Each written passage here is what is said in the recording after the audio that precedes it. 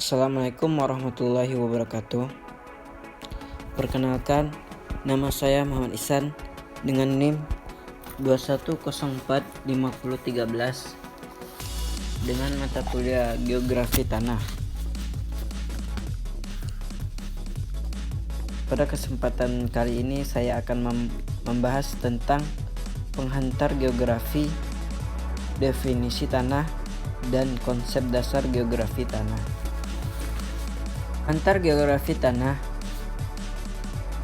Menurut Junun Sartohadi 2012, geografi tanah adalah cabang ilmu geografi yang mengkaji persebaran satuan-satuan tanah di permukaan bumi, sifat dan karakteristik satuan-satuan yang menyelimuti permukaan bumi, dan pemanfaatan untuk kehidupan.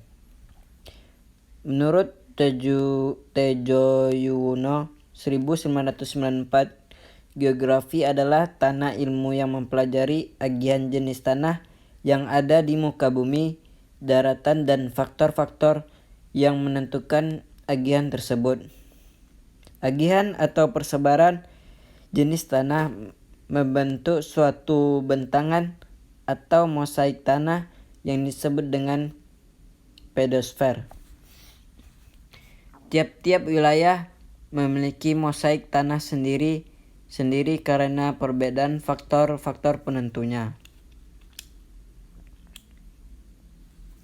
Geografi tanah memerlukan ilmu pendukung lain, baik dalam kelompok ilmu pasti alam, fisika, biologi, matematika, maupun ilmu terapan yang berkaitan dengan pemanfaatan tanah untuk memahami perwatakan tanah dan hubungannya dengan pemanfaatan tanah untuk kehidupan.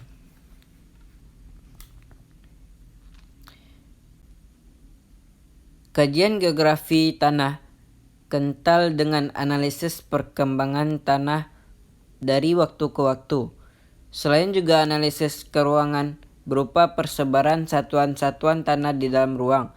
Perkembangan tanah dari waktu ke waktu dapat terjadi karena faktor-faktor yang bersifat alami maupun faktor lain sebagai akibat dari pemanfaatan tanah oleh manusia.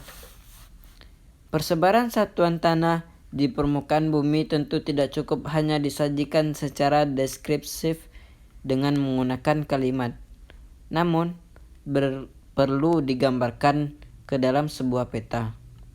Satuan-satuan tanah yang menutupi permukaan bumi disajikan dalam peta dalam bentuk nama-nama tanah menurut sistem klasifikasi tanah tertentu. Persebaran satuan-satuan tanah di permukaan bumi dikaji melalui metode dan teknik pemetaan tertentu secara konsisten, yaitu meliputi penentuan lokasi pengamatan, teknik pengamatan tanah, dan pengambilan contoh tanah. Peta tanah dibuat dalam berbagai tingkatan skala untuk tujuannya yang berbeda sesuai dengan kedetailan informasi yang termuat dalam peta. Peta tanah skala global menyajikan informasi tanah secara global pula melalui nama-nama satuan klasifikasi pada tingkatan atau kategori global. Peta tanah skala detail menyajikan informasi tanah secara detail melalui nama-nama satuan klasifikasi yang mengandung informasi yang mengenai perwatakan dan sifat tanah. Peta tanah skala global, tinjau, dan detail tidak hanya berbeda dalam hal tingkatan informasi tanah yang disajikan dalam satuan-satuan nama tanah yang berbeda saja, namun juga satuan-satuan delineasi petanya berbeda. Peta tanah detail dapat digeneralisasi untuk menyusun sebuah peta tanah tingkat tinjau dan atau global. Namun peta tanah global dan tinjau tidak dapat diekstrapolasi menjadi sebuah peta tanah detail. Faktor-faktor pembentuk tanah dapat dikelompokkan ke dalam dua kelompok besar, yaitu faktor-faktor pembentuk tanah yang bersifat global dan faktor-faktor pembentuk tanah yang bersifat lokal. Pada satuan-satuan pemetaan tanah pada skala global lebih didasarkan pada identifikasi satuan-satuan persebaran faktor pembentuk tanah yang bersifat global. Pada skala pemetaan detail aliansi satuan-satuan pemetaan tanah lebih didasarkan pada identifikasi satuan-satuan persebaran faktor-faktor pembentuk tanah lokal. Peta tanah memuat informasi mengenai nama-nama satuan tanah melalui sistem klasifikasi tertentu secara konsisten, mulai dari skala global hingga detail.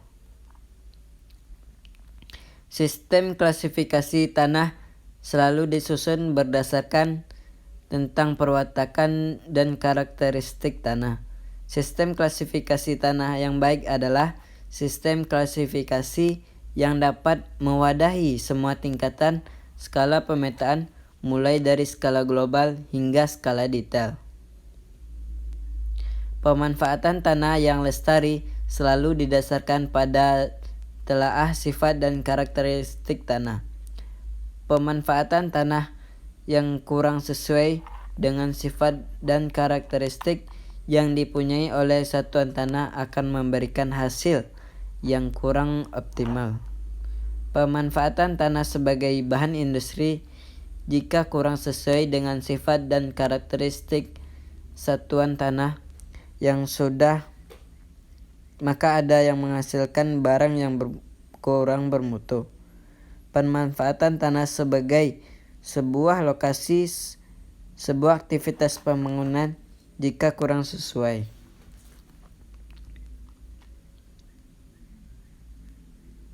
Dengan sifat dan karakteristik yang dipunya oleh tanah akan cenderung menimbulkan kerusakan lingkungan.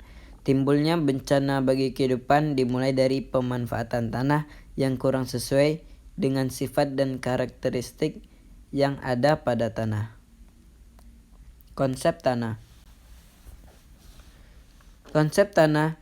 Semenjak pertanian berkembang, konsep tanah yang penting adalah konsep sebagai media alami bagi pertumbuhan tanaman. Di kota-kota berkembang, tanah menjadi penting sebagai bahan rekayasa guna mendukung jalan-jalan dan bangunan. Pada saat ini lebih banyak lagi mendukung fungsi rekayasa termasuk menimbun bahan-bahan bangunan. Konsep tanah sebagai bahan rekayasa dikaitkan dengan tanah sebagai selimut batuan yang mengalami pelapukan atau regolit, yaitu suatu konsep dikembangkan oleh ahli geologi. Ahli-ahli tanah mengembangkan suatu konsep tentang tanah sebagai suatu tubuh alam yang teratur. Definisi tanah. Tanah, bahasa Yunaninya pedon dan bahasa Latinnya solum, yaitu merupakan bagian kerak bumi yang tersusun dari mineral dan bahan organik.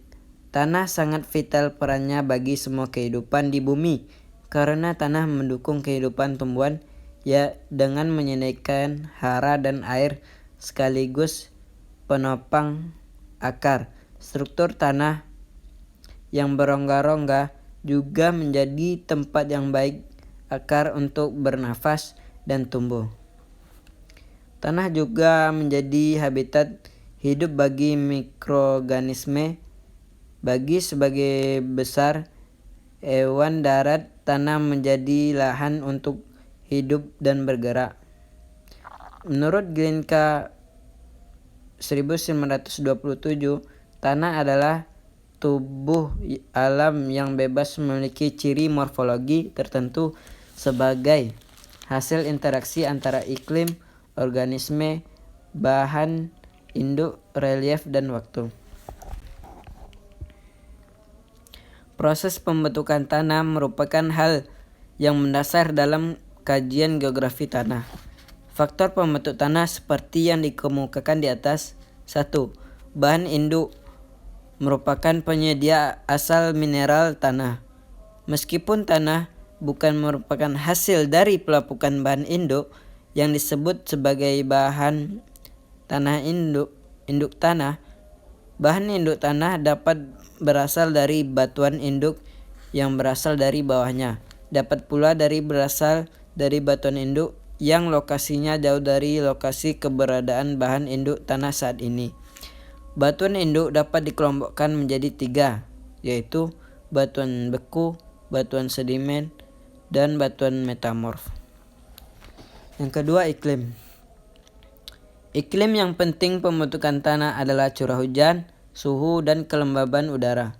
Ketiganya menentukan kelembaban dan suhu tanah yang menentukan watak pelapukan mineral-mineral yang ada dalam bahan induk tanah.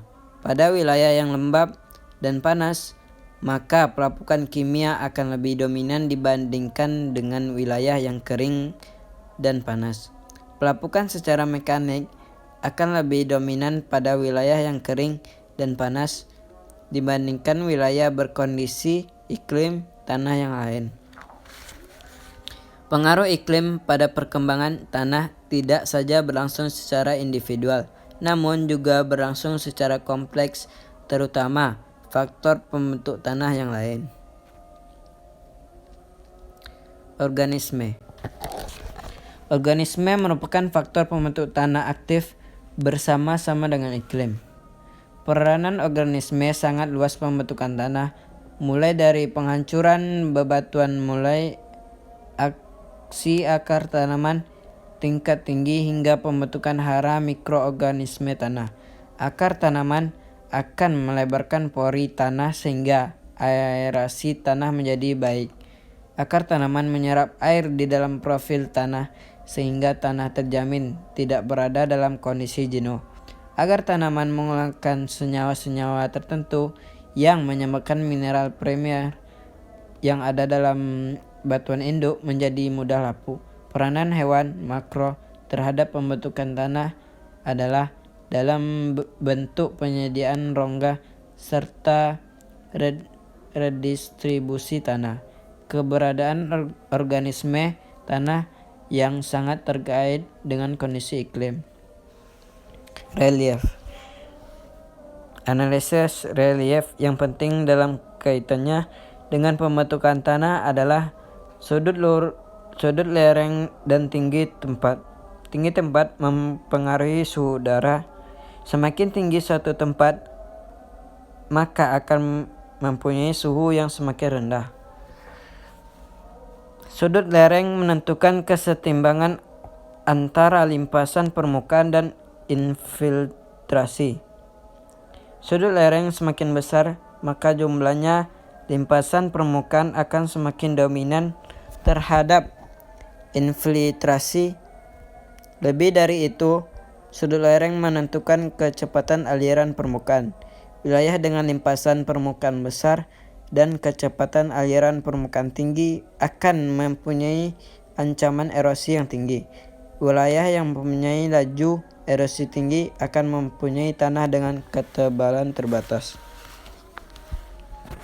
Yang kelima yaitu waktu. Semua proses yang terjadi permukaan bumi membutuhkan waktu untuk menghasilkan tingkatan pengaruh yang kasat mata.